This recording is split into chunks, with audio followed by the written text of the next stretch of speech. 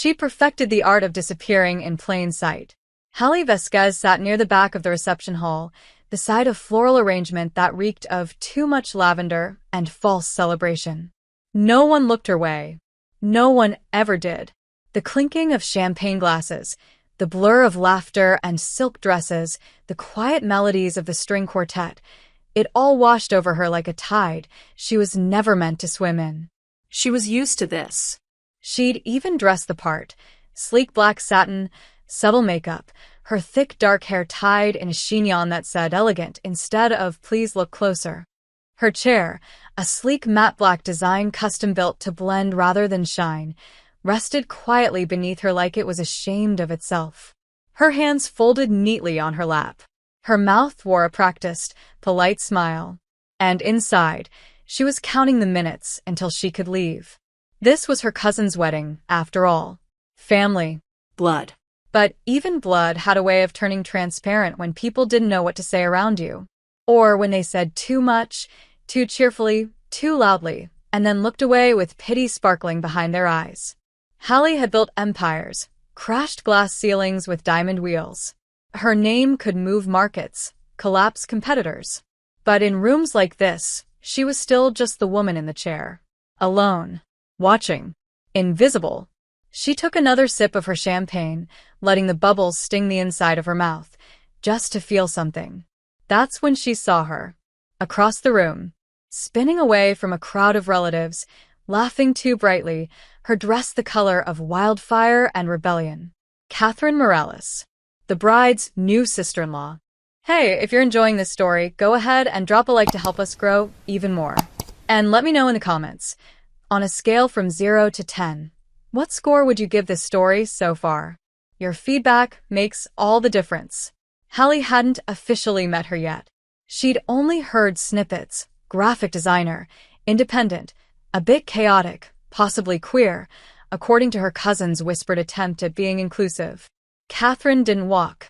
She glided, like the room existed around her but didn't define her. Her smile wasn't polite. It was sharp, alive, like it could split open the air and let the truth in. Hallie stared longer than she meant to. Catherine noticed. For a second, their eyes met, and Hallie panicked, immediately looking down at the champagne in her hand like it held the secrets to gravity. Footsteps approached. Heels. Purposeful. And then a voice, soft but firm, edged with curiosity and something warmer. Are you planning to sit here all night, or do you want to cause a little trouble with me? Hallie looked up startled. Catherine was right there. Close enough to smell jasmine and vanilla. Close enough to see the dusting of freckles on her cheekbones and the confidence in the tilt of her head. Hallie blinked. Excuse me? I asked. Catherine repeated, grinning. If you be my date. For the night. I'm bored to death and you look like you could use an escape route. Hallie stared. You don't even know me. Not yet, Catherine said, then leaned in slightly. But I noticed you weren't pretending. Everyone else here is pretending to be someone they're not. You're just watching. That's interesting. Hallie's throat tightened. She didn't do spontaneous. She didn't do flirty strangers. She didn't do weddings. But something in Catherine's gaze was disarming in the most dangerous way. I don't dance, Hallie said quietly. Who said anything about dancing? Catherine smirked. Let's just talk. You and me. Somewhere less suffocating. A pause. Hallie hesitated. She hadn't realized how much she needed someone to see her. Not the chair, not the billions, not the tragic contrast of beauty and brokenness everyone seemed to layer onto her like dust. Just her. All right, she said.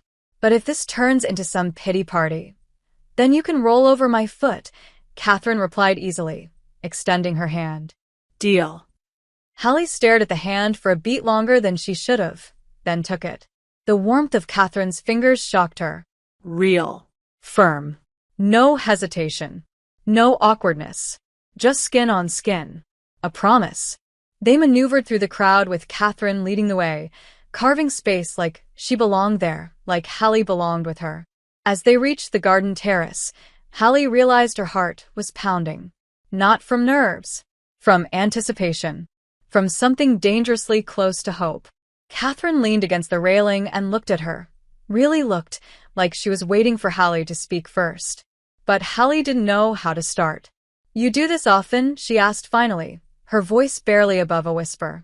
"Pick strangers in wheelchairs as your plus one?" Catherine laughed, and it wasn't the kind of laugh people used when they were uncomfortable.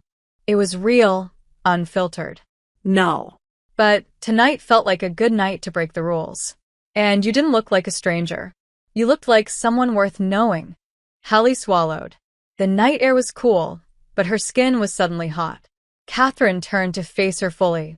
"Tell me something real, Hallie Vasquez. Not the press release version, the you version." And Hallie, against every wall she'd built, against every instinct to keep herself guarded, heard herself say, "I hate weddings. But right now, I'm glad I came to this one." Catherine's smile softened. "Me too." And in that moment, the noise of the world faded. Just two women, a terrace, a promise hanging unspoken between them. Hallie followed Catherine down a winding stone path that led away from the lights of the reception and into the quieter, darker corners of the estate. The wedding was being held at some overpriced countryside vineyard that screamed rustic sophistication, all manicured hedges and ivy-covered terraces. Hallie had barely noticed it when she arrived. She hadn't planned on staying long enough to care. But now, trailing just behind Catherine and the soft rustle of her red dress in the breeze, the world suddenly felt full of texture and possibility. Catherine didn't talk much as they walked. She just threw the occasional glance over her shoulder to make sure Hallie was keeping up. And Hallie appreciated that.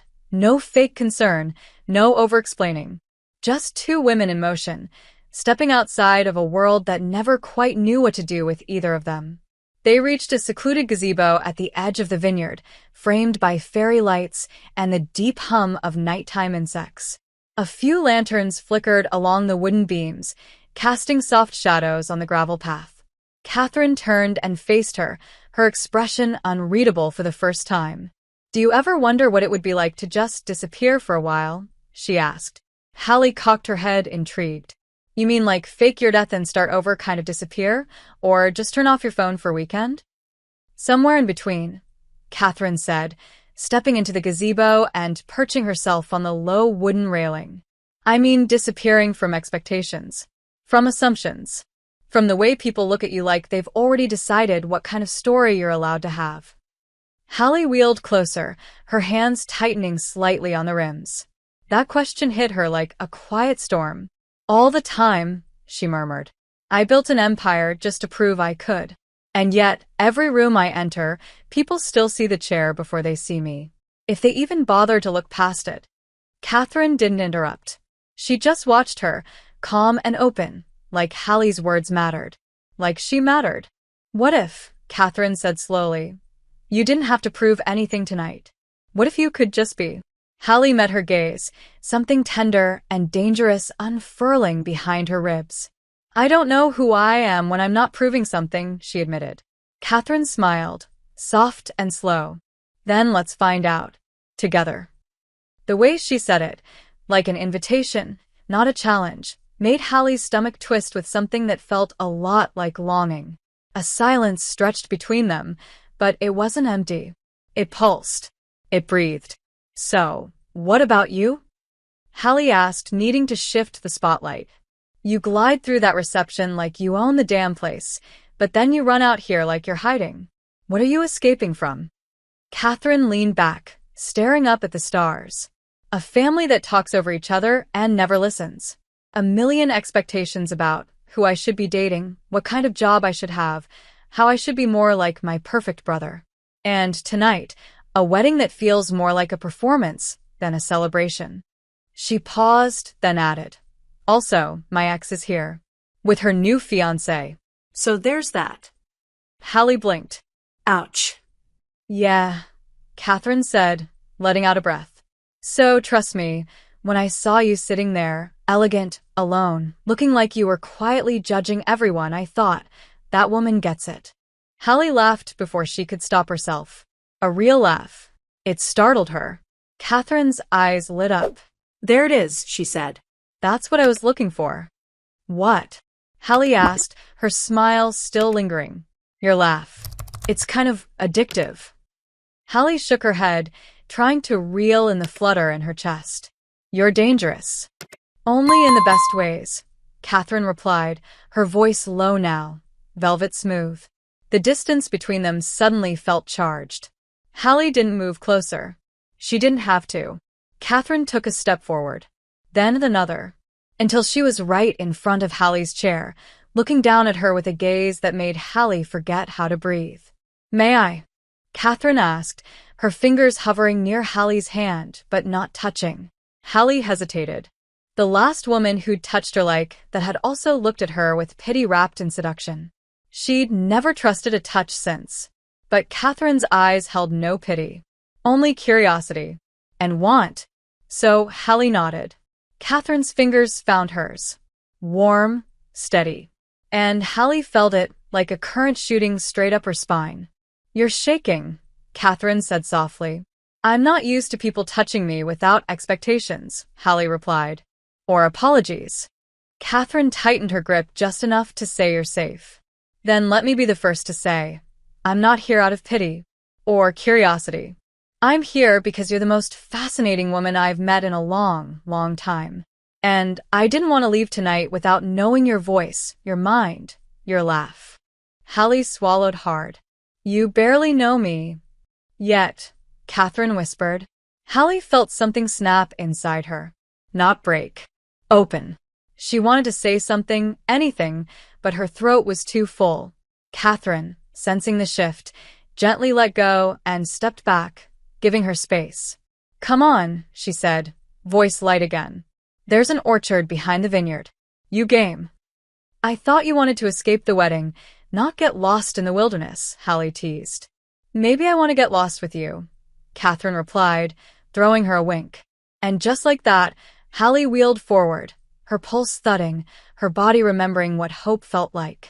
For the first time in years, she wasn't trying to leave early. She was chasing the night. The orchard was quieter than the garden. A dozen rows of apple trees stretched into the shadows, their branches heavy with late summer fruit, the air thick with the scent of sugar and earth. Moonlight dripped down through the leaves like spilled milk, softening every edge, washing the world in silver. Catherine slowed her steps as she reached the first row, turning to watch Hallie navigate the uneven path. It was gravel at first, then transitioned into dirt, uneven, slightly sloped. Not exactly built for wheels. But Hallie was used to places that weren't built for her. She handled her chair with the kind of silent precision that came from years of having no other choice. Still, Catherine's gaze lingered, not with worry, but with quiet admiration. You okay? She asked, her voice low, no trace of condescension. I've done boardroom presentations while in post-surgical pain and negotiating with oil executives, Hallie muttered, pushing over a root. I think I can handle an apple tree or two. Catherine smiled, falling into step beside her. You always like to lead with your resume? Old habits, Hallie said. Sometimes it's easier to talk about the empire than the body. Catherine didn't flinch. But I'm not asking about the empire. I'm asking about you. Hallie turned her face away, pretending to study the trees. Why? Because I like the way you think, the way you speak, the way you don't try to shrink yourself to make people comfortable. Hallie laughed, dry and bitter. You're assuming I have the option to shrink. Catherine stopped walking. No. I'm saying you refuse to make yourself small for a world that doesn't know how to hold you. The words settled on Hallie's skin like warm hands. She looked at Catherine then, really looked, at the firelight in her eyes, the storm beneath her calm. You're too poetic for someone who escaped a wedding. Blame the orchard, Catherine said, stepping closer. It's the moonlight. It makes everything feel like a secret. Hallie's chair came to a gentle stop beside one of the wider trees, its roots carving a curve into the ground. She braced her hand on the trunk for balance and adjusted her posture. The effort was small but deliberate, and Catherine noticed. Not the movement, but the ownership of it. I don't know what this is, Hallie said, her voice softer now. But it's fast. And I don't do fast. We don't have to name it, Catherine replied. We just have to feel it. There was a long beat. Then Hallie whispered, "I feel it." Catherine stepped in. Just one step, enough to close the space between them. She didn't lean, Didn't grab. just stood close enough for Hallie to feel the heat of her. "May I?" Catherine asked again, always asking, always waiting. Hallie's pulse raced. Yes. Catherine reached out, tucking a loose strand of hair behind Hallie's ear. Her fingers were feather-light, reverent. Hallie exhaled slowly. "Why me?" she asked. "Tonight, of all people, of all places, why walk toward the woman in the corner?" Catherine's hand dropped, but her eyes never wavered. "Because I saw you, and I didn't want to look away." Their faces were inches apart, the air between them charged and trembling. Catherine leaned in. Hallie tilted her chin. Their lips were about to meet, and then the unmistakable crunch of footsteps on dry leaves. They both froze. Catherine turned first, her body instinctively shifting to block Hallie's from view. A figure emerged from the darkness between the trees, a tall woman in a tight emerald dress, clutching a half-empty wine glass like a weapon. Her hair was perfect. Her smile wasn't. "Well, the woman said, her voice slick with alcohol and something sour. "If it isn't the elusive Catherine Morales. And look at that. She found herself a pet project." Hallie's stomach dropped. Catherine's expression turned to stone. "Not now, Naomi." "Oh, I think now is the perfect time," Naomi replied, taking another step closer. "I mean, I've been watching you slink around this party all night, and I just knew you'd end up somewhere dramatic. But this..." She looked Hallie up and down. "Really, Cat?" Hallie's hands tightened on her wheels. Catherine's jaw clenched. "You're drunk. And you're desperate," Naomi snapped. "God, it's pathetic. You couldn't stand seeing me with Danny, so now you're out here making eyes at..." "Stop," Catherine said sharply. Naomi blinked. "What?" Leave. Now. Why? "Is she going to run me over?" Naomi smirked. Hallie's breath caught. But before she could say a word, Catherine stepped fully in front of her, voice low and lethal. "You don't get to talk to her like that. You don't get to look at her like that. Not after what you did to me. Not after the way you made me feel small for years, just so you could feel big." Naomi faltered. The wine sloshed in her glass. Wow. "So she's your savior now? Your little trauma cleanser?" "No," Catherine said. "She's the first person who made me want to be seen again. And you're not ruining that." Silence fell. Thick. Cold. Then Naomi laughed, bitter and brittle. "You always were dramatic," she said, then tossed the rest of her wine into the grass and turned away. "Good luck, Cat. You're gonna need it." When she disappeared into the dark, Catherine let out a slow breath and turned back to Hallie. "I'm sorry." Hallie was quiet. Her eyes were unreadable. "Is she your ex?" "Was," Catherine said. "A long time ago. It was toxic. I was a mess." Hallie nodded slowly. "She still knows how to hit your wounds." "She's good at that," Catherine admitted. "But you made me feel like I could breathe again. And I didn't want a night to end like that." Hallie studied her. The tension, the fear, the honesty. And slowly, she reached out, taking Catherine's hand. "It hasn't ended yet," she said. Catherine smiled, shaky but real. "Then let's start over." "Okay," Hallie whispered. "Let's start here." They re-entered the house under a canopy of strained silence and lingering adrenaline. Catherine's hand remained loosely intertwined with Hallie's as they moved back toward the reception area, which had quieted considerably. The drunken chaos of the early evening had mellowed into soft jazz and scattered conversations, with only the truly intoxicated still spinning on the dance floor. The scent of champagne and frosting hung heavy in the air. Hallie hated the way her heart was still pounding. Not because of Naomi's words, though they'd burned, but because of how much she cared that Catherine had stood up for her. It had been so long since anyone had chosen her. Not because they had to. Not out of guilt or social obligation. But simply because they wanted to. Catherine didn't glance around nervously as they passed through the lingering crowd. She didn't shrink or avoid eye contact. She walked beside Hallie like she belonged there. Like they belonged there. And that did something to Hallie's ribs that no billionaire meeting, no empire, no victory ever had. It made her feel visible, wanted. Scene. I think we need drinks, Catherine muttered, nodding toward the bar. And maybe something stupid to distract us. Stupid? Hallie asked, arching a brow.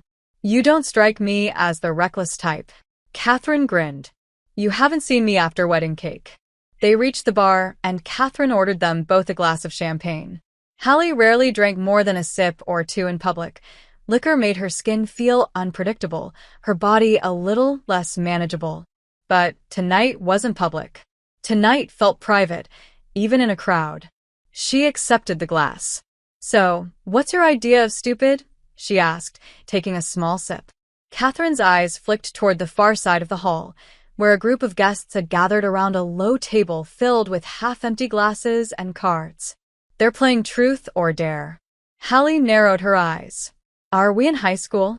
Emotionally? Probably. Catherine grinned. Come on. We won't stay long.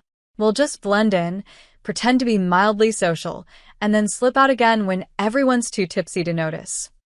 You're very bad at pretending to be boring, Hallie said, but followed her anyway.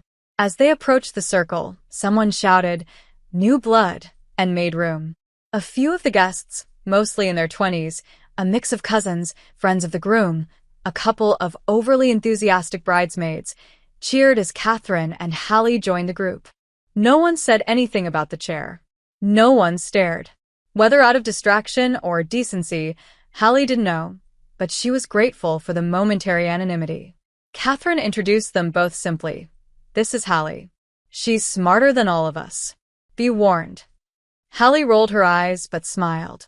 They sat, Catherine cross-legged on a cushion, Hallie just beside her, her hands on her wheels, back straight.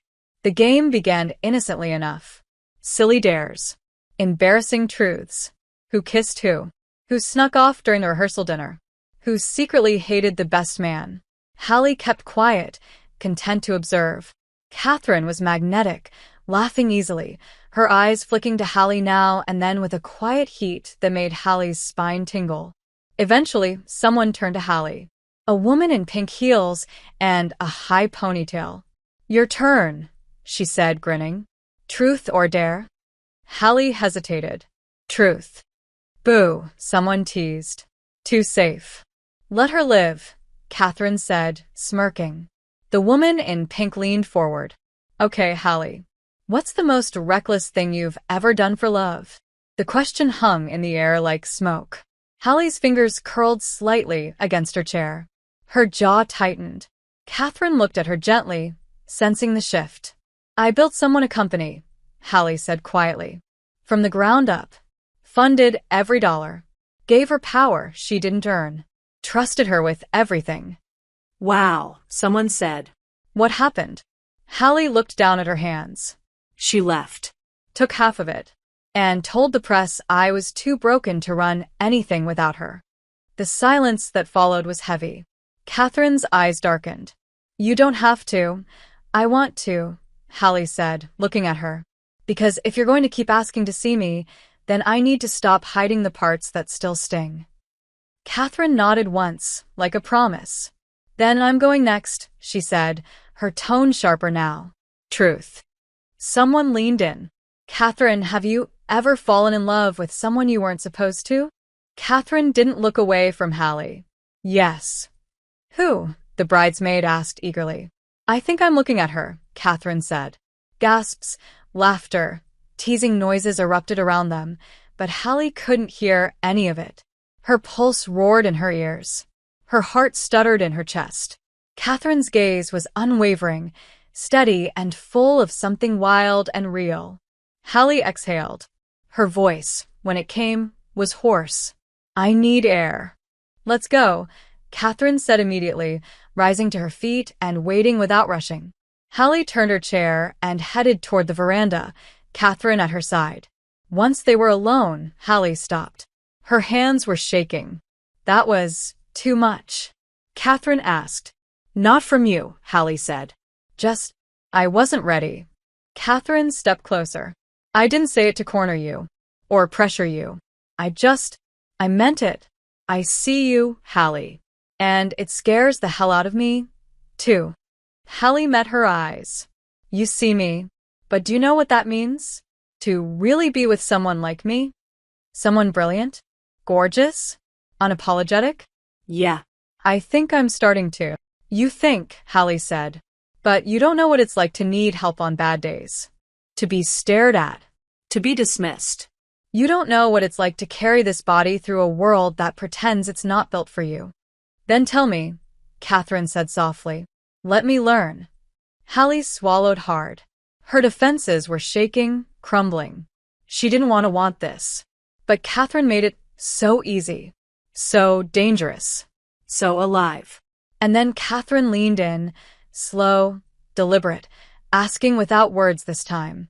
Hallie didn't move. Her breath caught. Catherine's lips brushed hers. Gentle, waiting. Hallie kissed her back. Finally. And it wasn't tentative. It wasn't safe. It was a declaration. A claiming. When they broke apart, both were breathless. Hallie rested her forehead against Catherine's. I'm terrified, she whispered. Catherine smiled. Me too. But I've never wanted anything more. The morning sunlight sliced through the thin hotel curtains, casting sharp lines across Hallie's face as she blinked awake. For a moment, she forgot where she was. The faint scent of roses and wood polish clung to the linens. A distant echo of laughter drifted in through the window. Brunch, maybe, or some leftover celebration from the wedding still trickling into the daylight. Then the memories came crashing back. The orchard. The game. The kiss. Catherine. Hallie lay still, letting it all wash over her. Her lips still tingled where Catherine had kissed her. Her chest was still tight from the weight of things she hadn't let herself feel in years. She ran a hand down her arm, grounding herself. The room was too quiet, too sharp. Reality always had a way of scraping at the edges of something beautiful. Hallie sat up slowly, maneuvering herself from the bed to her chair with practiced efficiency, her body aching in familiar, quiet ways. She didn't wince. She didn't complain. Her body was what it was. A machine she'd long ago learned to operate with precision, even when it felt fragile inside. She wheeled herself to the vanity, staring into her reflection. Her dark eyes were heavy, rimmed with the kind of vulnerability she usually kept under lock and key. She wasn't used to softness. She was used to being wanted for power, for prestige, for proximity to influence, not for the way she laughed, or the sharpness of her mind, or the shape of her mouth when she was trying not to smile. She wasn't used to someone like Catherine. Her phone buzzed. A message. Catherine Morales. Still thinking about that kiss. Can I bribe you with coffee to talk about it? Meet me in the Garden Cafe in 30? Hallie stared at the screen. Her thumbs hovered. She wasn't ready. She was too ready. She typed, then deleted, then typed again. Hallie, you can try. 35 minutes later, Hallie arrived at the Garden Cafe nestled behind the main hotel building. It was quieter than expected, only a few guests scattered between the rose bushes and wrought iron tables, sipping lattes in oversized sunglasses, pretending they weren't hungover. Catherine was already there, sitting beneath a tree, sunlight catching in her hair. She was wearing a soft white blouse tucked into dark jeans, casual but polished. She looked up as Hallie approached, and her smile bloomed like it had been waiting all morning just for this. You came, Catherine said, standing to pull a chair aside so Hallie could roll into place. You bribed me, Hallie replied, her voice calm but her pulse pounding.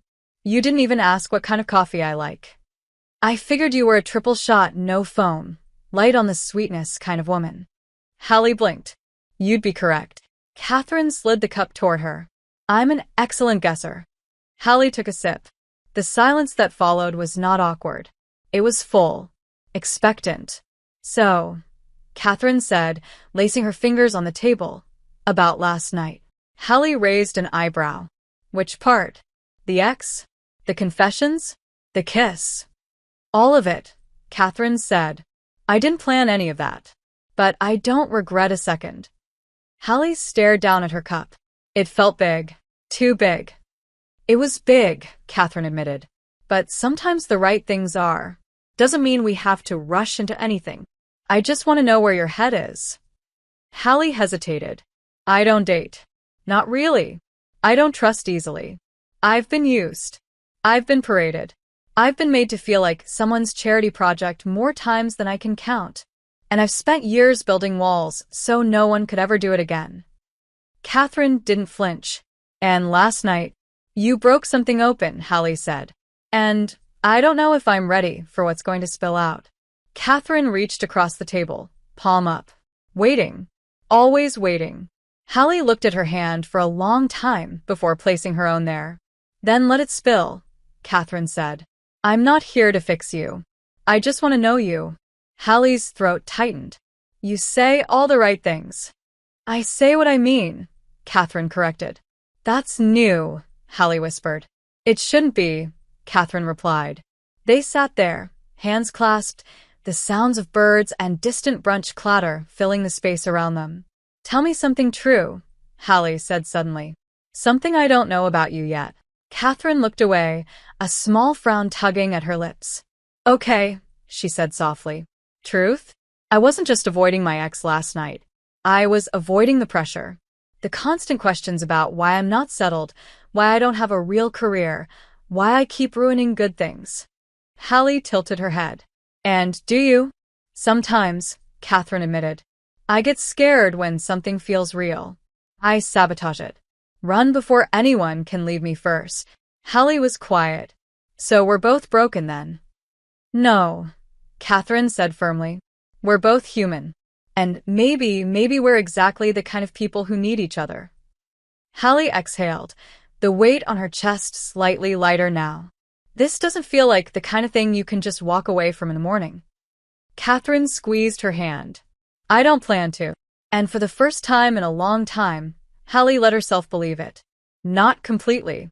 Not forever. But enough. Enough to stay. Enough to hope.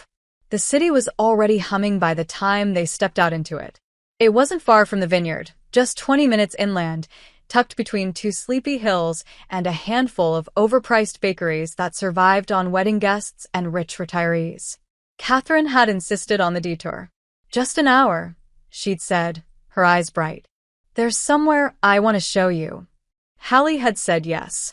Not because she needed more coffee. Not even because she was curious.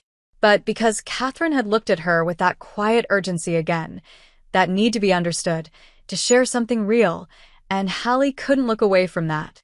They walked in silence for a few minutes. Catherine slowed her pace to match Hallie's rhythm, never rushing ahead, never falling behind. It wasn't pity. It was instinct. And Hallie noticed. Every little thing. The way Catherine adjusted her body to make space, the way she didn't comment when Hallie chose the curb ramp instead of the stairs, the way she let the world shape itself around them without making it a performance. Where are we going? Hallie finally asked. Catherine pointed ahead. There. It was a mural. A massive wall covered in color, hundreds of names scrawled across a sunburst design, tiny messages tucked between swirling brushstrokes. At the center, two women held hands, faceless but unmistakably lovers, their bodies half blended into the light behind them. Hallie stared. You did this. Years ago, Catherine said, her voice quiet. Before the gallery jobs. Before the commissions. I was crashing on a friend's couch and painting at night to keep from losing my mind. This wall saved me. It was the first time I put something out into the world without apologizing for how much of myself it held. Hallie wheeled closer. The brushwork was raw. Beautiful. Wounds turned into sunlight.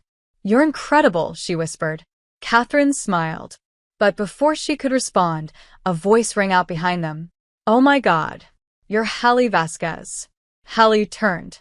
Two women, maybe late 20s, were walking past, phones already in hand. One of them looked breathless. I'm sorry, I don't mean to interrupt, but you're the Hallie Vasquez, right? The tech genius? The crypto queen? Hallie straightened slightly, her spine instinctively snapping into CEO mode. I am. We followed the court case. The one with your ex.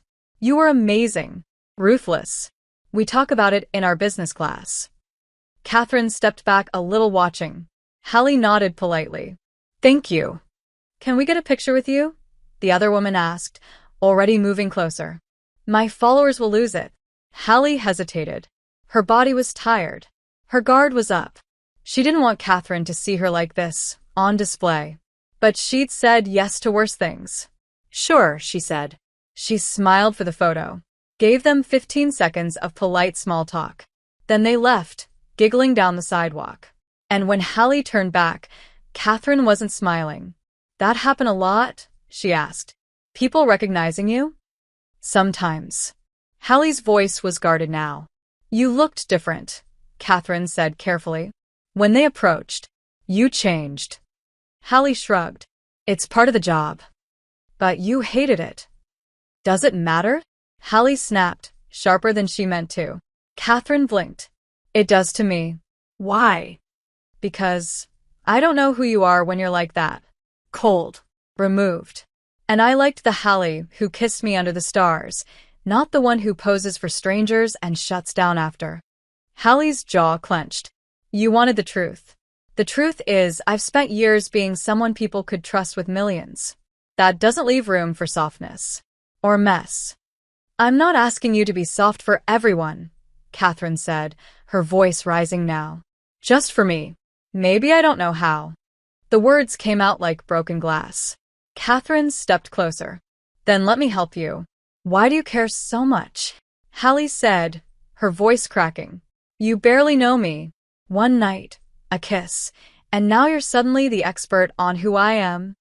Catherine didn't flinch, but her expression shifted, hurt, confused, defensive. Because I saw you, she said. And I thought you saw me too. Hallie looked away. Maybe I was wrong. Silence. A deep, terrible silence. Catherine stepped back. You're scared. I get that. But don't punish me for something I haven't done. You don't understand what it's like to have your entire identity turned into a headline, Hallie said. To be reduced to the woman in the chair or the lawsuit or the scandal. You're right, Catherine said. I don't.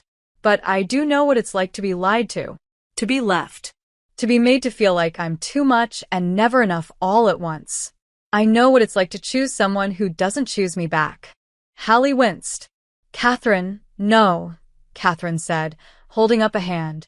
I'm not walking away. Not yet. But I won't chase you through a wall you won't even let me knock on. Hallie stared at her. Something inside her twisted painfully.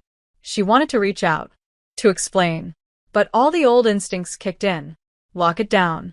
Look composed. Don't need. Don't want. Don't break. Catherine took a slow breath.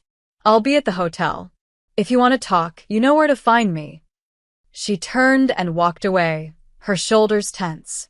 Hallie sat there for a long time, the mural at her back, the street moving around her like a storm. She couldn't stop. The sun burned a little too bright now. Her coffee had gone cold. And for the first time in a long time, Hallie didn't feel powerful. She felt like a woman who'd just watched the best thing in her life walk away and didn't know how to bring her back. Hallie had never paced before. Not in the literal sense. But as the wheels of her chair traced the smooth floor of the hotel suite for the 5th time, she realized it was the closest she'd ever come to it. The room was sterile, expensive, impersonal. White orchids in a glass vase, a minibar she hadn't touched, her phone buzzing unanswered beside an untouched plate of breakfast. None of it grounded her. None of it gave her the words she needed. Catherine's voice still echoed inside her head. Don't punish me for something I haven't done. Hallie closed her eyes. She hadn't slept, hadn't eaten, and for once, not out of work. But because she'd said things she didn't mean to someone who didn't deserve them. Catherine had shown up for her. In the orchard, in the cafe, again and again, and Hallie had chosen fear over truth. She always did. But last night, watching Catherine walk away, shoulders tight with the weight of disappointment, something had broken open in her chest. Something stubborn. Something sharp. She didn't want to lose her. Not because of reflexes. Not because of pride. With a shaking breath, Hallie grabbed her phone and checked the message she'd typed and retyped at least 5 times. Hallie, I said the wrong things. Can we talk? Sent. Seen. No reply. She didn't wait. She rolled out of the room, into the elevator, and down the corridor until she was outside Catherine's suite. Her hand hovered over the door. She hesitated, heart thudding, then knocked. Nothing. Her stomach twisted. She knocked again. Finally, footsteps. The door cracked open, and Catherine stood there, barefoot, her eyes tired, her hair pulled up in a messy knot. She wore an oversized shirt Hallie didn't recognize, probably borrowed. She looked beautiful in a way that made Hallie ache. "I didn't think you'd come," Catherine said. "I didn't think I'd be brave enough," Hallie admitted. "But I am." Catherine stepped back, silent permission. Hallie rolled in slowly, taking in the space, soft lighting, half-read book on the armrest, and untouched coffee on the table. "I wanted to call," Hallie said, stopping in the center of the room. "But I didn't know if I deserved your voice after the things I said." Catherine didn't speak. She folded her arms and waited. Hallie took a breath. "You were right. I'm scared. I've built my whole life around being untouchable, unshakable, because I thought that's how I had to survive. Every time I've let someone close, it's cost me more than they'll ever know. And I don't know how to trust that you won't be another loss." Catherine's eyes softened, but she didn't move. "Do you think I'm here just to hurt you?" Hallie shook her head. No. "That's the worst part. I think you're here for the right reasons. I just don't know if I know how to let that in." Catherine walked closer, not touching, just near enough for Hallie to feel her presence. "Then start with one thing," she said gently. "Tell me one real thing you want from me right now." Hallie looked up, and her voice cracked. "I want you to stay." Catherine's face softened. "Okay." She sat on the couch and patted the space beside her.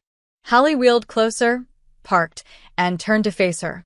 "You scare me," she said, "because when you look at me, I don't feel like a symbol, or a headline, or a cautionary tale.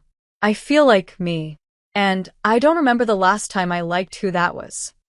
Catherine reached over and took her hand. "I like her. I like her a lot." The silence was warm this time, full of the things neither had words for. Hallie's thumb brushed Catherine's knuckles. "I want to try," she said. "Not just this weekend. Not just the moment. I want more. If you do too." Catherine smiled. "I do." They sat there for a long time, close but unhurried, the room thick with peace and promise. Until the knock. A sharp, unexpected knock on Catherine's door. Both women froze. Catherine stood and opened it. Hallie couldn't see who it was, but she heard the voice. Cold. Familiar. Calculated. Well. That didn't take long. Hallie's blood turned to ice. Catherine stepped aside, confused, revealing the visitor. A woman in a tailored navy blazer, hair slicked back, lips curled in a cruel smile. "Clarissa," Hallie breathed. The woman stepped inside without asking. "Hello, darling. I saw your name trending again, figured you'd be hiding somewhere romantic. Imagine my surprise to find this." Catherine blinked. "I'm sorry, who?" Hallie's voice was low. "She's my ex." Clarissa smirked. "Ex-fiancé, technically. But who's counting?" Catherine stepped protectively between them. "What do you want?" Clarissa's eyes sparkled with cruelty. "I want to talk to Hallie about some pending business. Some documents she forgot to finalize before disappearing." Hallie's jaw clenched. "This isn't the time." "It is if you want to keep your name out of the press again," Clarissa purred. "You know how fast things spread. A photo here, a comment there. Maybe I tell the world about the NDA breach. The company you built on stolen code. Or the little offshore account you once asked me to get out." Catherine snapped. Clarissa turned slowly. "Excuse me?" "You heard me," Catherine said, voice shaking but firm. "Whatever this is, you don't get to come into this room and threaten her." Not now. "Not ever." Clarissa raised an eyebrow. How sweet. Protecting the poor broken billionaire. She looked Hallie up and down with disgust. "Still letting everyone believe you're the victim." Hallie didn't move, didn't blink, but her voice was steel. "You're going to leave." Or I'm going to call security. And the next time you come near me with a threat, I'll remind you who taught who how to play dirty. Clarissa's smile faltered. Just for a second. Then she turned, hair whipping behind her. This isn't over, she hissed, slamming the door behind her. Silence fell. Hallie's breathing was shaky. Catherine crossed the room, knelt beside her, hands hovering but not touching. Are you okay? No, Hallie said. But I'm glad you were here. Catherine reached up and cupped her cheek.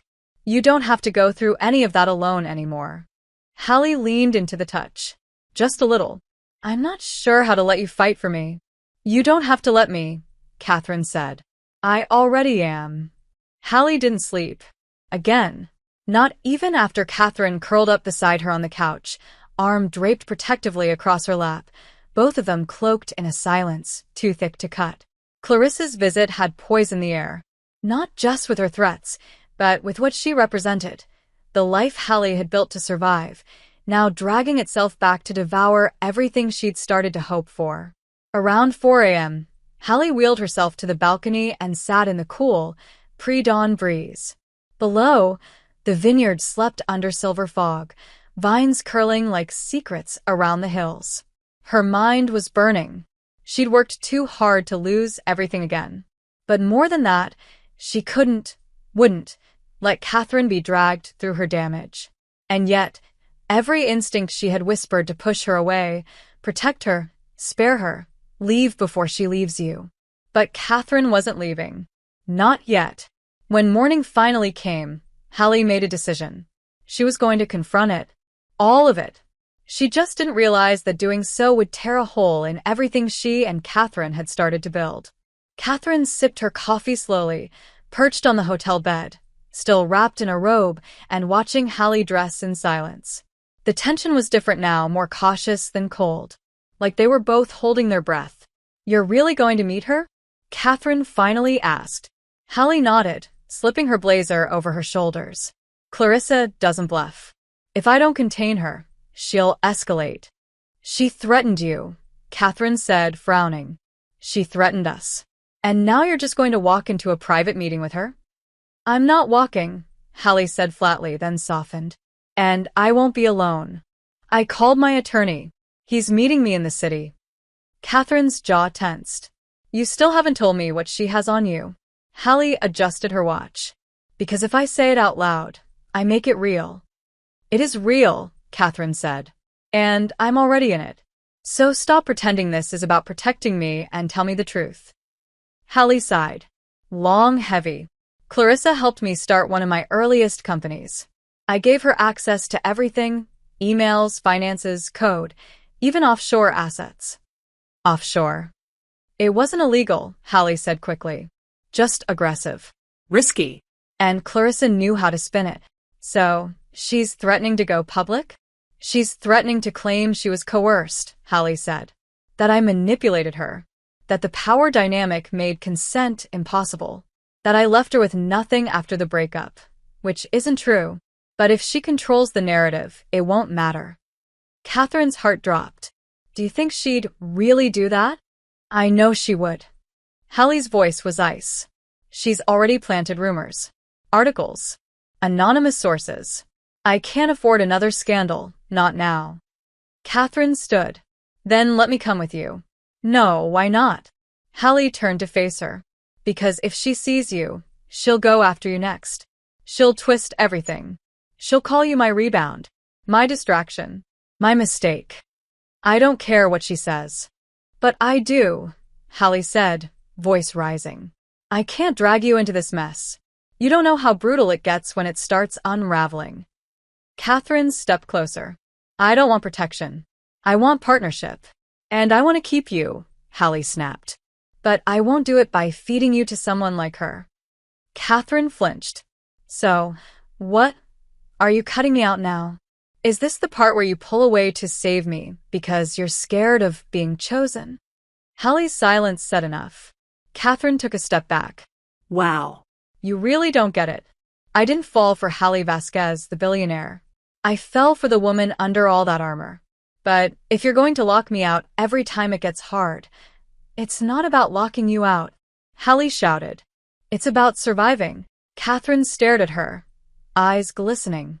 Then I guess I'm just one more thing you survive. Ella turned, grabbed her keys, and left. The meeting with Clarissa was as vile as Hallie expected. Her ex showed up at the law firm wearing power heels and poison lipstick, tossing out smug smiles and legal jargon like confetti. Hallie said almost nothing. Her lawyer handled the rest, pushing for clarification, recording every threat, narrowing the options. It didn't take long for Clarissa to slip, to admit she had no documents. Just screenshots, implications, bitterness dressed in strategy. The lawyer promised to file an injunction and a defamation warning. Clarissa's smile cracked. Just for a second. Then she left, venom still clinging to her heels. But Hallie didn't feel like she'd won. She felt empty. Because she'd built this fortress of logic, of contracts and counterattacks, but it didn't protect her from the thing that mattered. Catherine was gone. It was late when Hallie returned to the hotel. Her body ached. Her spine screamed. Her arms trembled from hours of strain. But none of it compared to the silence waiting in the room. Catherine hadn't come back. Her things were gone. Just the book on the armrest remained. Hallie rolled toward it, staring down at the open page. A sticky note sat inside. You don't have to protect me from your past. But if you keep choosing fear over us, eventually, I won't be there to choose at all. See. Hallie's heart broke so quietly it didn't even make a sound. She closed the book, let it rest against her chest, and whispered into the dark, Please don't give up on me. Hallie Vasquez wasn't used to silence. Her world was one of noise. Contracts, negotiations, click-clack heels in glass offices, headlines blaring her name in bold font. Noise was armor. Noise was power. But now, alone in that empty hotel suite, all she had was silence. And it was deafening. Catherine was gone. She'd left with a warning, not a door slam. With care, not rage. That was worse. Hallie had faced boardrooms full of men who wanted to see her fail, and she never blinked. But this quiet ache behind her ribs, this emptiness in a room that once held laughter and something dangerously close to peace. It was breaking her in ways no scandal ever could. She stared at the sticky note again. If you keep choosing fear over us, eventually, I won't be there to choose at all. She ran a hand through her hair, the exhaustion hitting in full. Catherine had asked for partnership. She'd asked for honesty. And Hallie had given her distance and control. She thought she was protecting her. But she wasn't. She was protecting herself. And now she was alone. Again. Unless she did something she'd never done before. Unless she stopped treating love like a negotiation. Hallie grabbed her phone and called her assistant. I need the contact for Melissa Young at Channel 8. Hallie, it's Sunday. She's now. And find out if her Sunday segment is still live at 6 p.m. There was a pause. Then, I'll make it happen.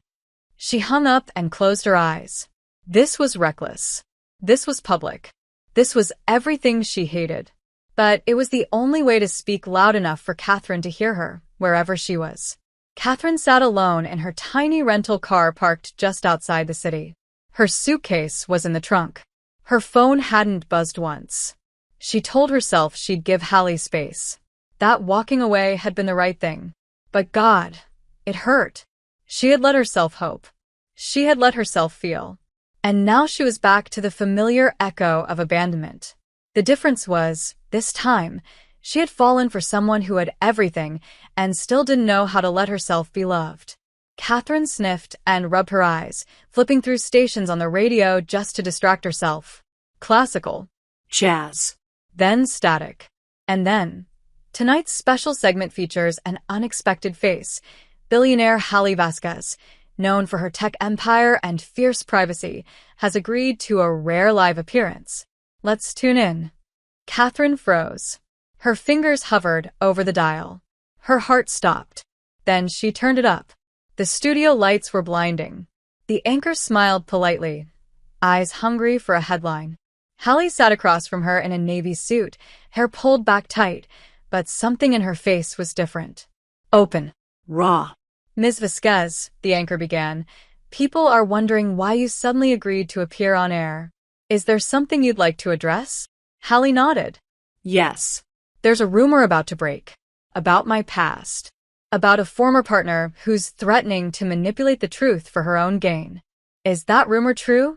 The truth, Hallie said slowly, is that I made mistakes. I trusted someone I shouldn't have. I gave power to the wrong hands. But I did not manipulate. I did not coerce. And I have nothing to hide anymore. The anchor blinked. That's a bold statement. Hallie turned to the camera. What I do regret is the damage I've caused by staying silent. Not just professionally, but personally. She paused. Breathed. Then, there's someone I met recently. Someone who saw through all of this. All the headlines and walls and fear. She saw me. And I pushed her away. Because I was afraid that if she really knew me, she'd run. Her voice cracked. But she didn't run. I did. And I'm done running. Catherine's breath caught as the radio played on. So, if you're watching this, Hallie said, her voice low but sure, I want you to know that I choose you. Not just when it's easy. Especially when it's not. I choose your honesty, your chaos, your strength. I choose every part of you that makes me feel like myself again. A beat. Come back to me, Catherine. The anchor blinked, stunned. Hallie looked directly into the camera. That's all. And then she stood, walked off set. No press release. No cleanup. Just truth. Catherine didn't even realize she was crying until the windshield blurred. She threw the car into drive and took off, adrenaline and something else, hope, racing in her blood. She didn't call first. She didn't text. She just drove. 40 minutes later, she was standing in front of Hallie's suite door, heartbeat loud in her throat. She raised her fist to knock. The door opened before she could. Hallie stood there, breathless, barefoot, like she'd been waiting. Catherine stared at her. You really said all that? On national television. I did. You know how insane that is, right? Insane is letting you walk away thinking I didn't want you. Catherine shook her head, half laughing, half crying. I'm still mad at you. I deserve that. You hurt me. I know. You can't fix this with a speech. I'm not trying to fix it, Hallie said, voice breaking. I'm trying to start over. With the truth. Catherine's face softened, but her guard was still up. What happens the next time you get scared? I tell you, and I let you stay, even when every part of me wants to run. Silence fell, and then Catherine stepped forward. Slowly. Measured. I came back, she whispered. I wasn't sure I would. Hallie reached for her hand. But you did. Don't make me regret it. Never again. Catherine let herself fall into Hallie's arms, awkward and tight and real. Hallie's chair didn't matter. Her past didn't matter. Only this did. Only now. Their lips met again, and this time it wasn't tentative. It was full of everything they hadn't said, every promise, every apology, every spark and scar and second chance wrapped into one breathless kiss. And somewhere between the heartbeat and the silence, Catherine whispered, Don't let me go. And Hallie answered, Not in this life. Hallie didn't tell anyone where they were going. Not her assistant, not her legal team, not the 2 journalists still camped in her inbox begging for exclusive follow-ups after the interview. For the first time in years, she turned everything off, her phone, her schedule, her walls. It was her idea. She'd looked at Catherine that morning, hours after they had finally fallen asleep tangled in warmth and tension and apology, and said simply, Let's go somewhere. Just us. Catherine didn't ask questions. She just packed a bag. They drove north, toward the cliffs, toward quiet. Hallie handled the route, programmed every stop into the car's GPS. The trip had been in her mind for years. A remote cabin on the coast, once used for investor retreats before she stopped doing the whole corporate bonding charade. It was isolated, soundproofed, surrounded by trees and salt air. No press. No demands. No Clarissa. Just space. And Catherine. The road twisted around fog-covered hills as they climbed, the ocean flashing in glimpses through pines. Catherine rolled the windows down halfway, letting in the cold breeze, her hand reaching for Hallie's on the console without a word. Hallie glanced sideways, catching the wind in Catherine's hair, her face relaxed in a way she hadn't seen since that first night at the wedding. "You're really not going to tell me where we're going?" Catherine asked eventually.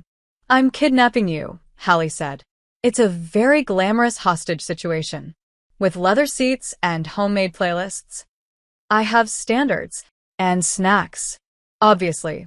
Then I surrender." Catherine leaned over and kissed her cheek.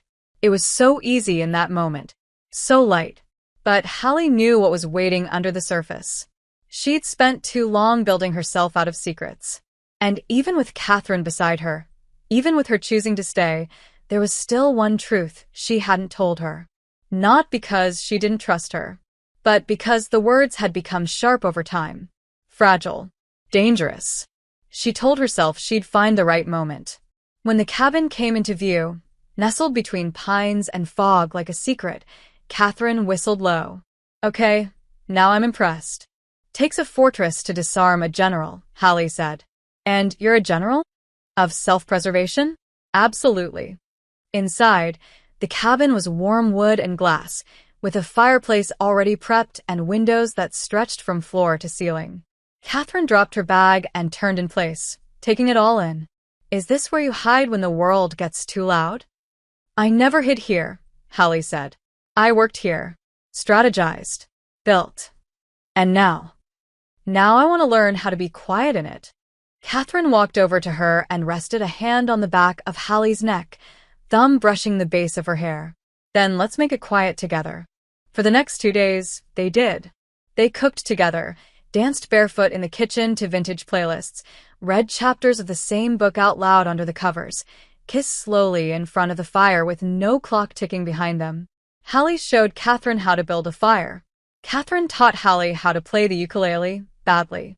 Hallie fell asleep with her head against Catherine's thigh one afternoon and woke up to fingers in her hair and the soft hum of a lullaby she didn't recognize. It should have been perfect, but Hallie could feel the secret growing heavier inside her. She knew she had to tell Catherine that she couldn't keep hiding the one thing that still sat between them. And just when she was about to speak, it was Catherine who broke the spell. They were sitting on the back deck in the late afternoon sun, wrapped in a shared blanket, sipping from mismatched mugs, when Catherine said quietly, "I need to ask you something, and I want the truth." Hallie turned to her, throat tightening. "Okay." "Clarissa said something. That she helped you set up offshore accounts. That she was the one who planted the foundation for one of your big acquisitions." Hallie's jaw clenched. "She's twisting. I know she is. But I looked it up. There's a shadow firm registered under your name. And it does trace back to the early years of your company. You've never mentioned it. Not once. Why?" Hallie set her mug down slowly. "Because it was a mistake. One I buried." "Was it illegal?" Catherine's voice didn't tremble. It wasn't accusatory. It was searching. "Not technically, but close enough that you're still afraid of it." Hallie stood suddenly, wheeled away from the blanket, the comfort, the softness. She faced the trees. "It was a shell company. We funneled money through it to secure a merger faster. I told myself it was just strategy. Everyone did it. But when I tried to dissolve it after Clarissa left, she kept part of the trail intact. She wanted leverage, insurance. And now I'm exposed. Not to the courts, but to the court of public opinion. And that's just as lethal." Catherine stood behind her, silent for a long moment. "Why didn't you tell me?" "Because I thought if you knew who I really was, the corners I've cut, the compromises I've made, you wouldn't stay." "So, you were planning on just letting me fall for the edited version of you?" "No," Hallie said, turning to face her. "I was planning on telling you. I just didn't know how to do it without ruining everything good between us." Catherine stepped forward. "You don't ruin things by telling the truth. You ruin them by hiding it until it's too late." Hallie swallowed hard. "Is it too late?" Catherine didn't answer at first. Her eyes were glassy. "I don't know. I want to believe in you. I do.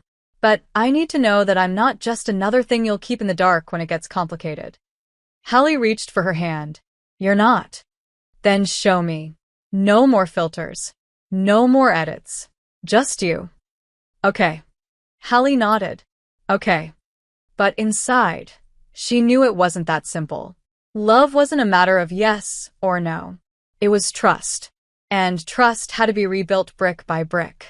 And sometimes, the foundation cracked when you weren't watching.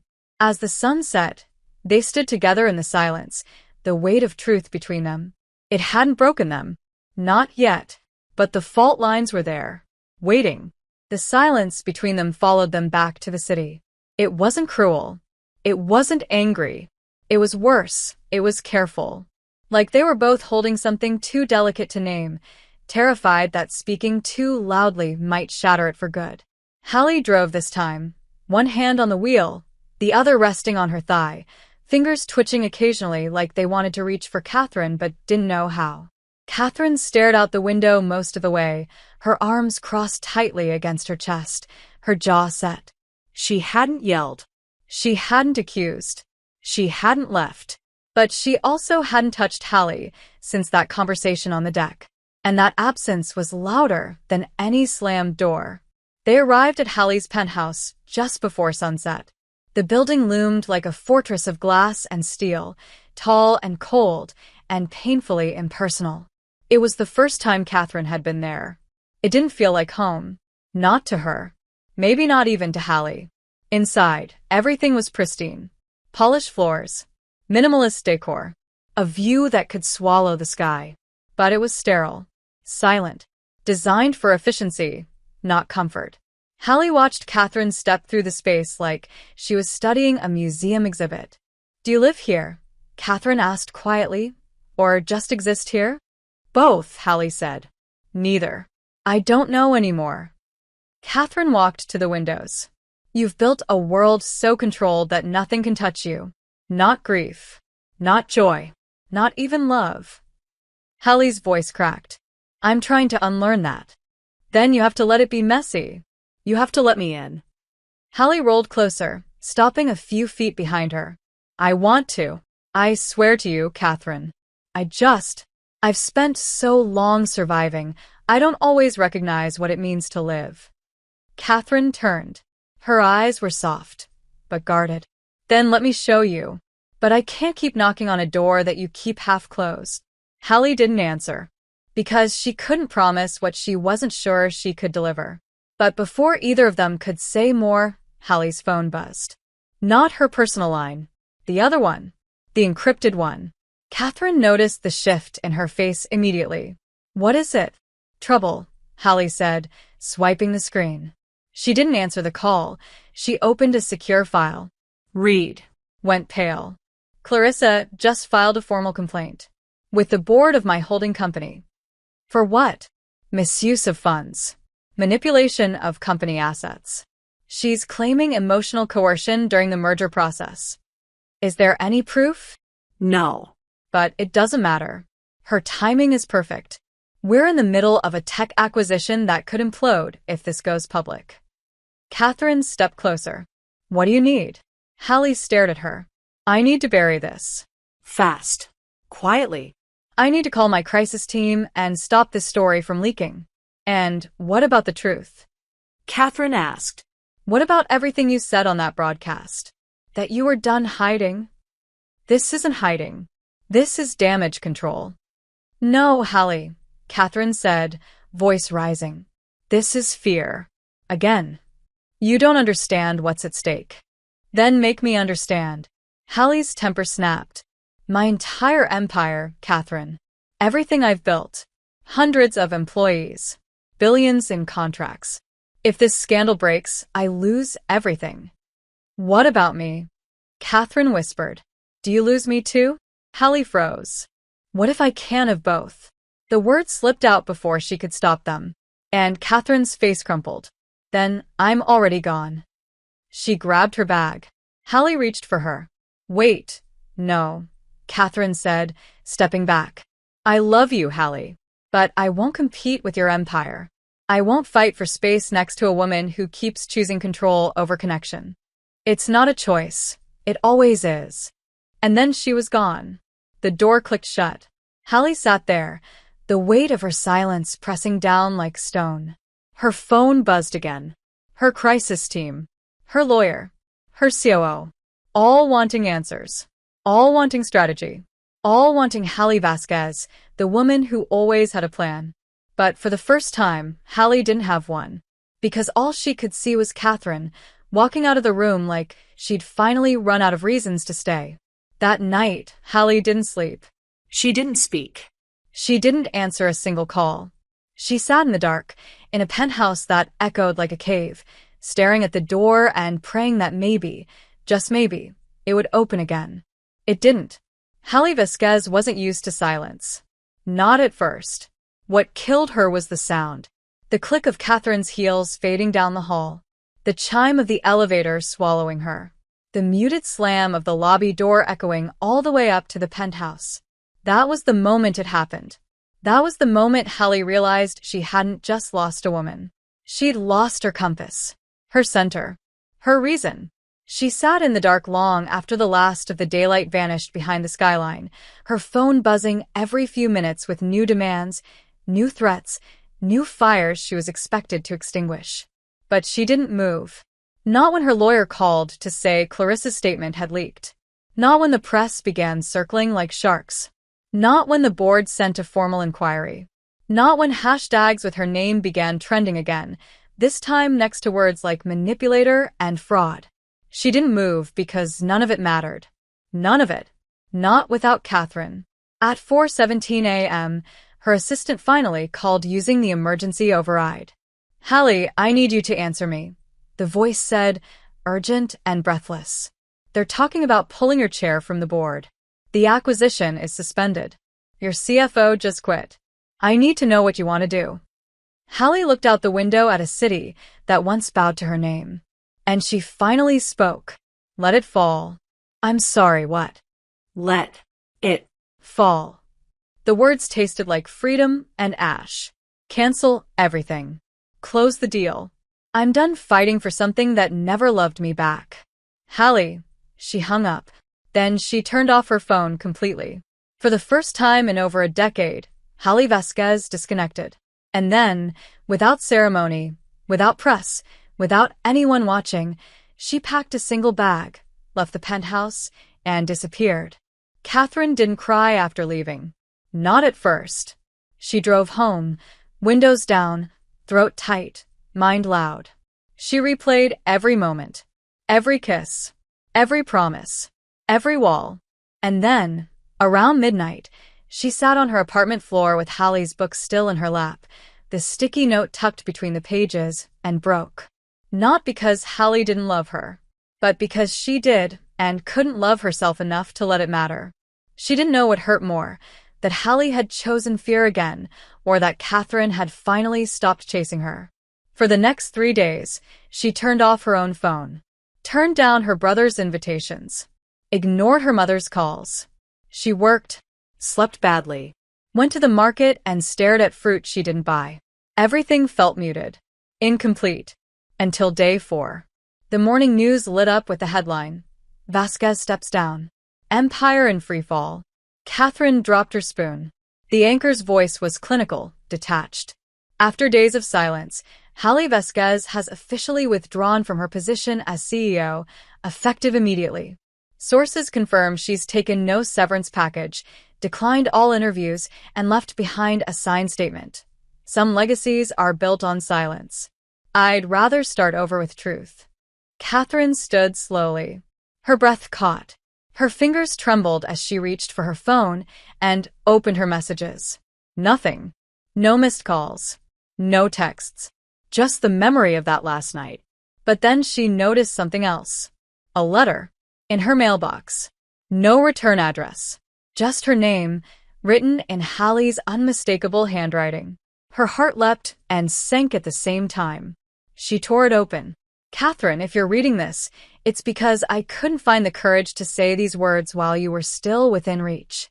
You asked me once what I wanted. I never answered, Because what I want has always terrified me. I want you, your stubbornness, your softness, your truth. I want to wake up to your hair in my face and your laugh in my kitchen. I want to spend the rest of my life unlearning everything that taught me love was weakness. I want to make space for you in a life I never thought I'd share. And if I have to burn my name to the ground to do that, I will. Because the empire was built to protect me. But you made me feel alive. If you're willing, I'll be at the mural. The one where the women hold hands in the sunlight. The one you said made you feel like love could be art. I'll wait until sunset. No pressure. No expectations. Just truth. Catherine didn't grab her coat. She didn't check the time. She just ran. The sun was low when she reached the wall. The city buzzed behind her, loud and unaware. But there, at the base of that mural, Hallie sat. No security. No headlines. Just her. Dressed in soft denim and a loose black sweater, her hair slightly windswept, eyes locked on the painted hands at the center of the mural. She looked so human. So quiet. So completely undone. Catherine stopped a few feet away. You left the empire. Hallie turned. Her face lit up with relief, with fear, with everything she hadn't let herself feel before. I had nothing left to fight for, if it meant losing you. Catherine stepped closer. You really were going to let it all burn? It was already burning, Hallie whispered. Stocks dropped. The acquisition dissolved entirely. Her board released a statement that used cold words like transition, review, and ethical concerns. And yet Hallie didn't hide. Not once. She and Catherine stayed quiet, but not silent. They moved together through the storm, choosing privacy without secrecy. Catherine painted like she was exorcising ghosts. Hallie wrote long-form essays, anonymous blog entries, pieces about legacy, pain, control, the myth of perfection. She stopped hiding in rooms designed to protect her. She let herself be seen. For the first time, truly seen. One afternoon, Catherine found her asleep on the studio floor, her cane resting against the wall, open notebooks scattered like petals. She didn't wake her. She just laid down beside her and rested her hand over Hallie's chest. The heartbeat was slow, steady, human. And hers. 3 weeks passed. Quiet. Steady. Until the letter came. Hand-delivered. Heavy paper. No return address. Just Hallie's name, written in black ink. She opened it on the balcony.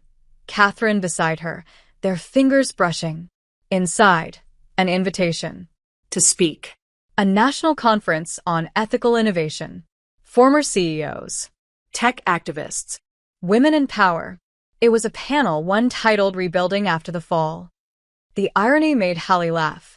But Catherine read the letter twice, then looked at her. You should do it. Why? Hallie asked. I'm not the hero in this story. Because the world needs to see you now. Not as an icon. As a woman who fell, owned it, and got back up. What if I say the wrong thing? Then you say it. And we learn. Together. Hallie stared at the letter. Will you be there? Catherine smiled. Front row. Always. Hallie accepted the invitation. They flew out 2 weeks later. The venue was a restored opera house, glass domes and velvet curtains, filled with polished people wearing unspoken expectations. Hallie wore black. Minimalist. No jewelry. No script. She asked Catherine to walk with her to the stage entrance. The cane clicked gently against the marble floor. Every step was earned. You good? Catherine asked. Hallie looked at her. Ask me again when I'm off that stage. Deal. The auditorium buzzed. Cameras pointed. The lights were too bright. Hallie stepped up to the podium and stood for a moment, her hand steadying against the edge. The crowd waited. Then she began. I used to believe power meant never having to say the words. I was wrong. A ripple moved through the room. I used to think control was the same thing as safety. That silence was strength. That being untouchable was something to be proud of. She paused. Let it land. But the truth is, silence is a prison. And the moment I started building walls to keep the world out, I also locked myself inside. She spoke for 11 minutes. About ambition. About fear. About the woman who made her want to live instead of just survive. She didn't name Catherine, but she didn't need to. It was in every word, every pause, every crack in her voice that she didn't bother to hide. When she finished, the crowd stood. Catherine clapped the hardest. That night, after the dinner, after the press, after the whispered, "She's changed" comments in the hallway, Hallie and Catherine returned to the hotel room and said nothing for a long time. They just held each other, bare feet on the rug, wine untouched on the table. Then Hallie pulled a small box from her bag. Simple. Black velvet. Catherine blinked. "Hallie, I'm not proposing," Hallie said. Yet. "I'm not ready for that." Not yet. "But I want to give you this." She opened the box. Inside was a ring. Silver. Understated. Engraved with one word on the inside. Stay. Catherine's breath caught. "You want me to wear this?" "Only if you want to," Hallie said softly. "It's not a symbol of ownership. It's not a promise I won't mess up. It's just a reminder that I'm not running anymore. That when I get scared, I'll reach for you instead of my silence." Catherine took the ring. Slid it on. It fit. Of course it did. "I'm still mad at you sometimes," she whispered. "I know. And I'm still scared of how much I need you." "Me too." Catherine leaned in. "But I'm not going anywhere." "Good," Hallie said, kissing her. "Because next time, I am proposing." "Terrifying," Catherine whispered against her lips. "But I'll think about saying yes." "Take your time. Forever if I have to." "I've got time now." They laughed. Kissed again. And somewhere in the quiet between one kiss and the next, Hallie finally believed it. She hadn't lost everything. She'd finally found something that couldn't be taken away. Something hers. Something real. 1 year later, the world had moved on, but Hallie hadn't. Not from her. Not from them. She didn't need to. Catherine was still beside her, breathing the same morning air, drinking the same bitter coffee, whispering the same sarcastic remarks when interviews got too self-congratulatory. They had rebuilt slowly, brick by honest brick, no shortcuts, no illusions. There were still scars on both of them. Hallie still froze sometimes when her phone buzzed unexpectedly. Catherine still got quiet when Hallie closed herself off in thought for too long. But they had learned to name it, to talk, to touch instead of retreat, to hold instead of control. Catherine's art had exploded. The gallery shows sold out. Magazines wanted interviews.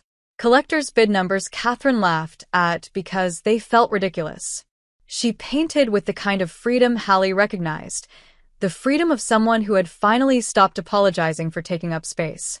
Hallie, meanwhile, stayed quiet by design. She consulted for nonprofits, taught a few private lectures, wrote. Her essays were taught in classrooms now, dissected by students who once would have worshipped her empire. She didn't miss it, not even a little. One evening, they sat side by side on the rooftop of their shared apartment. No penthouse, just a small place with creaky floors and a view of the river. Catherine held a letter in her hands. She hadn't opened it yet, but Hallie already knew what was inside. "Paris," Catherine said finally, voice quiet. 2-year residency. They want me to help curate a new collection and run workshops for local artists. And it's everything I ever dreamed of. Hallie nodded. "Then go." Catherine turned sharply. "That's it? You're not going to ask me to stay. Do you want me to?" "I don't know." Catherine's voice cracked. "Part of me wants you to fight for this. For us." Hallie reached out and took her hand. "I'm not fighting against your dreams to keep you in mine. I promised I'd never be the reason you stayed small. You're not. But I could be. If I ask you to stay when the world's asking you to fly." "It's not the world I care about," Catherine whispered. "It's you. I'll be here. When you're done. Or when you want me to visit. Or if you want me to come with you." "You'd move to Paris?" "I'd follow your voice anywhere. But only if it's you asking. Not your guilt." Catherine leaned her forehead against Hallie's. "I don't want to lose you." "You won't. I'm not going anywhere, even if we're not in the same place. And what if the time apart breaks us? Hallie smiled softly. Then it wasn't strong enough to begin with. But I think we are. Catherine didn't speak for a long time. The sky was dark by now, stars beginning to peek through. Then she whispered, "Will you still wear the ring?" Hallie raised her left hand, silver glinting faintly in the city light. "I never took it off." Catherine kissed her. Slow, gentle, final but not ending. A beginning in disguise. 1 month later, they said goodbye at the airport. No drama, no scene, just a kiss that lingered too long and a promise spoken in 2 words. Come back. Catherine did. Not right away, but she called every day. Sent voice notes of rain against Paris windows. Pictures of her studio, her paint-splattered hands, the cafes she wanted Hallie to see. Hallie wrote her letters. Old-fashioned. Pages filled with words she didn't always say out loud. On Catherine's birthday, Hallie flew to Paris with no announcement and showed up at the gallery with a single sunflower and an expression that said, "You are still my favorite work of art." Catherine cried. They made love that night like it was the first time all over again. And this time, when Hallie whispered, "Marry me," Catherine whispered yes. 3 years later, they exchanged vows in a garden filled with every color Catherine had ever painted, every story Hallie had ever written. Hallie didn't walk down the aisle. She rolled proudly, her chair decorated with ivy and yellow silk. Catherine met her halfway. They stood side by side, rings already warm in their palms, hands trembling together. There were no speeches, just a promise, soft and certain. Whatever comes next, we choose it. Together. And that was it. Not a fairy tale. A life. Honest. Flawed. Glorious. And theirs. If you enjoyed this content and want to support the channel in a special way, try clicking the thanks button below. It's the one with the heart and $sign icon. With super thanks, you can make a direct contribution to the channel, which helps me keep creating awesome videos for you.